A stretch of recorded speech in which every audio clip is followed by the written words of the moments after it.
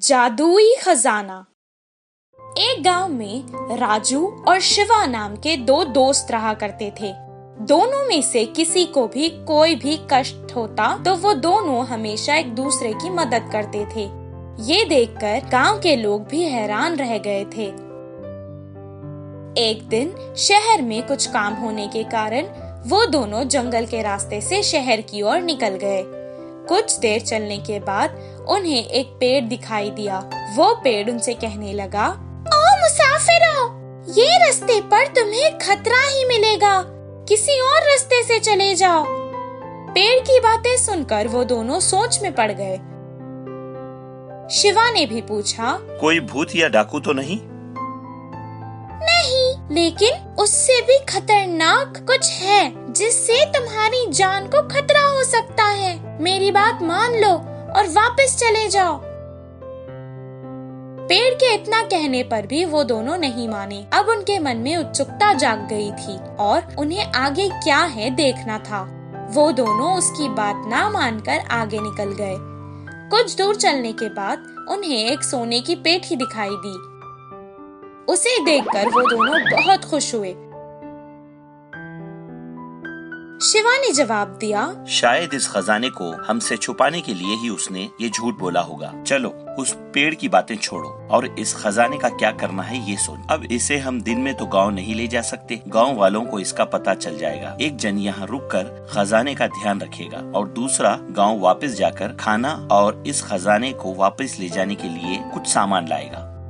राजू गांव चला गया और शिवा वहीं खजाने की देखभाल करने लगा। कुछ देर बाद शिवा के मन में लालच जाग गया और वो कहने लगा, काश मैं आज यहाँ अकेला ही आता और सारा खजाना मेरा होता, पर इस राजू को साथ लाने की वजह से इसे भी आधा देना पड़ रहा है। जैसे ही वो वापस आएगा मैं उसे मार दूंगा और सारा खजाना अपने घर ले जाऊंगा।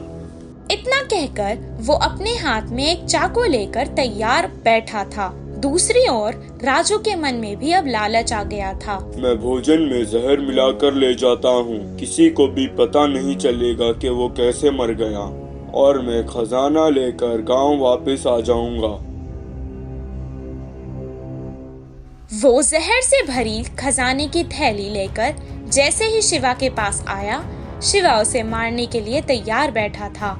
शिवा ने जो चाकू अपने हाथ में पकड़ी थी, उसने उससे राजू को मार दिया। पागल कहीं का, आधे खजाने के लिए अपनी जान गवा बैठा। मैं भोजन करके सारा खजाना इस थैले में डालकर अपने साथ घर ले जाऊंगा। इतना कहकर बिना कुछ सोचे वो राजू का लाया हुआ खाना खाने लगा। जैसे ही उसने खाना शुरू ही किया था, वो मर गया।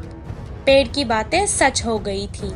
इस कहानी से हमें ये शिक्षा मिलती है कि पैसा अच्छे से अच्छी दोस्ती को भी खराब कर सकता है। इंसान जिसमें इंसानियत ना हो। एक बार एक बहुत खूबसूरत जंगल हुआ करता था। उस जंगल का राजा एक शेर था। वो जंगल के हर जानवर को अपने बच्चों की तरह ही देखता था और इसी तरह सभी जानवर एक साथ मिलजुल कर रहते थे। एक दिन एक हाथी पेड़ से फल तोड़कर खा रही थी और अचानक उसे चक्कर आ गए और वो गिर गई। उसे गिरा हुआ देखकर जंगल के कुछ हाथी वहां आ गए और वो उससे उस जंगल के वैद्य के पास ले गए। बंदर वैद्य ने उसे कुछ देर देखा और कहा, इसे कुछ नहीं हुआ है, परेशानी की कोई बात नहीं है, ये माँ बनने वाली है। ये खुशखबरी सुनकर जंगल के सभी जानवर खुशी मनाने लगे। गधे ने हाथी से कहा, अरे वाह, अब बस आराम करना और मेरी तरह भारी चीजें मत उठाना। हिरन ने भी कहा, तुम मेरी तरह कूदा मत करो, आराम से चलो। मंत्री लोमनी ने कहा, मेरी तरह जो मिले वो मत खाना, अच्छा खाना खाओ। कौवे ने कहा, तुम्हें अगर कुछ भी चाहिए तो मुझे आवाज दे देना। ये सब सुनकर राजा ने कहा, हमारे हाथी मित्र की अब हम सबको ही मिलकर देखभाल करनी चाहिए। जंगल के सभी जानवरों का ये स्नेह उसकी तरफ देखकर हाथी को बहुत खुशी हुई। हर कोई उसका ख्याल रखने लगा। उसके पेट से वो बच्चा भी सब देखता था और खुश होता था। एक दिन उस मासूम को प्यास लग रही थी। माँ, मुझे बहुत प्यास लग रही है, पानी पी लो ना। वो जंगल के पास की नदी के पास गई और पानी पीने लगी। पानी पीकर वो खुश हो गई और कहने लगी, माँ, मुझे सारा जंगल दिखाओ ना, मैं देखना चाहता हूँ। तब वो धीरे धीरे चलते हुए उसे सब कुछ दिखाने लगी। उस खूबसूरत जंगल को देखकर उसके बच्चे को बहुत खुशी हुई। अचानक वो रास्ता भटक गई और जंगल के पास के गांव में आ गई। उस गांव में 2 शरारती बच्चे रहते थे। वो हमेशा सबको सताते और खुश होते थे। गांव के मुखिया की कई डांट पड़ने के बाद भी वो ना बदले, बल्कि उनकी शरारत दिन ब दिन और बढ़ती चली गई। कुछ दिन बाद उन्होंने सोचा कि पटाखों के साथ कुछ शरारत करते हैं। तब उन्होंने वो पटाखे एक अनानास में भर डाले और रख दिए। तभी वहाँ से वो हाथी जा रही थी। पटाखों से भरा अनानास उन्होंने उस बेचारे हाथी को खिला दिया। वो खाते ही अचानक हाथी के मुंह में वो अनानास फट गया और उस बेचारे हाथी का मुंह बुरी तरह से जख्मी हो गया। वो बेचारी तड़पती हुई यहाँ वहाँ भागने लगी, लेकिन उसे ऐसे देखकर उन दोनों शरारती बच्चों को बहुत मजा आने लगा। वो भागते भागते वापस जंगल आ गई और अपने मित्रों को सारा हाल सुनाने लगी। वो सब एक जगह जमा होकर बहुत दुखी हो गए। उसे सुनकर बंदर ने कहा, ये बहुत गंभीर समस्या है, इसका इलाज मेरे पास नहीं है। कुछ देर बाद हाथी का बच्चा माँ से कहने लगा, माँ, काफी देर हो चुकी है, मुझे भूख लग रही है, कुछ खाने को दो ना। बेचारी मुंह जख्मी होने के कारण ना खुद कुछ खा पा रही थी और ना अपने भूखे बच्चे को कुछ खिला पा रही थी। वो वापस नदी में गई और पानी से ही अपने बच्चे की भूख मिटाना चाहती थी। कुछ देर पानी पीने के बाद उसने अपने मासूम बच्चे से रोते हुए कहा, बेटा, मुझे माफ कर देना, मैं तुम्हें इस जालिम दुनिया में नहीं आने दूंगी। इतना कहकर उसने अपनी जान दे दी। हाथी की मृत्यु देखकर जंगल के सभी जानवर दुखी हो गए और उस घटना के बाद कभी कोई उस जंगल से बाहर नहीं गया। इस कहानी से हमें ये शिक्षा मिलती है कि जिस इंसान में इंसानियत ना हो वो इंसान कहलाने के लायक नहीं। लोमड़ी को सबक देने वाला घोड़ा। एक जंगल में एक लोमड़ी रहता था। वह कभी भी बाकी जानवरों को अपनी बकवास बोलकर डराता था। एक बार नदी के मछलियों के पास जाकर कहा, ओए मछलिए, पानी में अच्छे से मजे कर रहे हो, पर कल नदी से सारा पानी को निकाल देंगे, फिर पता नहीं तुम्हारा क्या होगा, सोच लो। इससे मछलियां ना कुछ समझते हुए सिर पकड़ लिए। फिर एक बार पेड़ के पास के कौवों के पास जाकर कहा, ओए कौवे, जल्दी ही इस पेड़ को काट देंगे, देर ना करते हुए तुम्हारे घरों को बचा लो। उसकी बात पर विश्वास करके सारे कौवे घबराकर चिल्लाने लगे। ऐसे लोमड़ी के हर झूठ पर विश्वास करके वह जानवरों का घबराना देख उसे बहुत खुशी मिलती। आगे आगे लोमड़ी को यह एक आदत सी पड़ गई। हर रोज किसी भी एक जानवर को ना डराती तो उसका दिन ही नहीं निकलता। उसी जंगल में एक घोड़ा भी रहता था। वह हरे भरे घास को चरते हुए बहुत सुंदर और स्वस्थ था। वह ना किसी के पास जाता, बस अच्छे से अपना काम खुद देखता।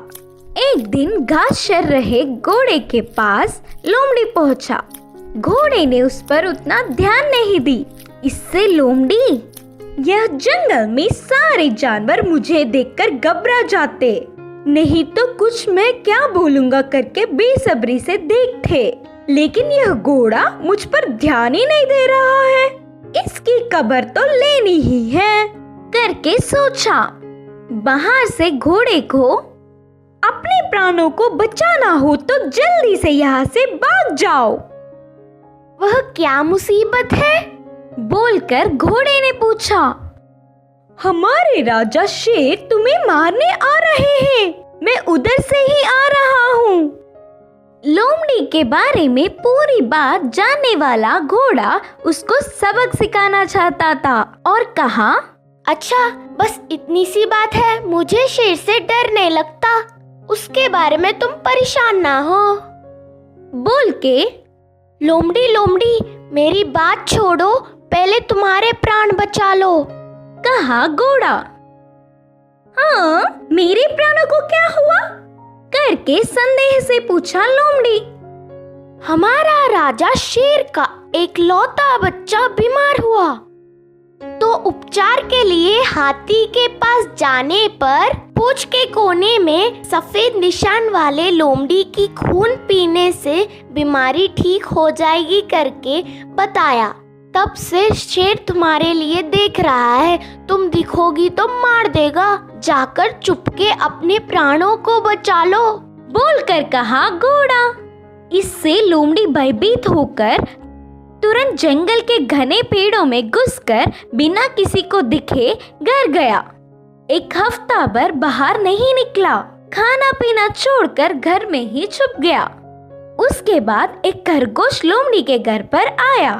लोमड़ी को तो उसे पकड़ने तक की ताकत भी नहीं थी। वह पूरी बात बताकर, शेर आएगा तो देख के बताना मित्र, बोलकर पूछा। तब खरगोश ने कहा, ना ना, उस तरफ मैं नहीं जाऊंगी, तुमने ही तो एक बार कहा था ना, उस तरफ जाओगे तो भेड़िया मार देगी, मैं नहीं जाऊंगी, मुझे डर लगता है।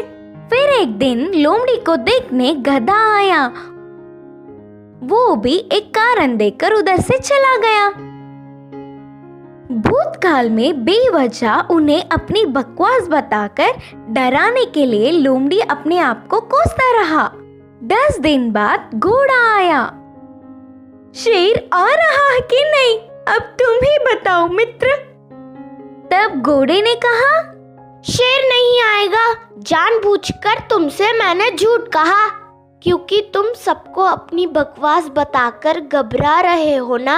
डर का मतलब तुम्हें भी पता चलना चाहिए।